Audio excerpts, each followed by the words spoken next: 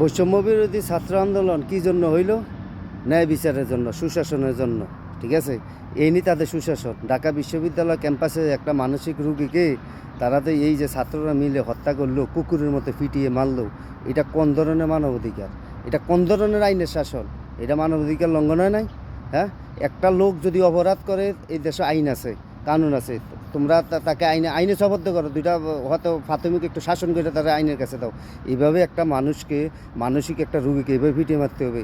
তার মা নাই, বাপ নাই, ফ্যামিলির মধ্যে কেউ নেই কেন? ঠিক আছে, যে তার ফোনটা রিসিভ করবো তার মামা রিসিভ করছে, এটা অত্যন্ত দুঃখজনক। আমরা চাই দেশে একটা ন্যায় বিচারক। ডক্টর ইউনূস আইছে আজ 1 মাস 1.5 মাস হয়েছে না, তারাও তো বিতর্কিত হইতে আছে। তারা তো ওই যে স্বৈরশাসকের মতন, স্বৈরশাসকের থেকে মনে হয় খারাপ হইব তারা। ঠিক আছে, এই ধর এটা এটা কোনো কোনো এটা কোনো জাস্টিস হইলো? এটা কোনো ন্যায় বিচার হইলো? যে যে যারা দেশের ভবিষ্যৎ, ঠিক আছে, শিক্ষাঙ্গন হইলো আলো ছড়াইব, এই নিয়ে তারা আলো। এইভাবে একটা মানুষকে হত্যা করার পরে তারা দেশে আলো ছড়াইব, অন্ধকার দূর করব, এটা কোনো মোটেও এটা কাম্য না। আমরা চাই ন্যায় বিচার। যারা এটার সাথে জড়িত, যেই মানুষটামের মানুষগুলা এটার সাথে জড়িত, অতি সত্বর এগুলার কস ফেরত দক, আর নইলে আইনানুগ ব্যবস্থা করক। এটা তীব্র নিন্দা জানাই আমরা।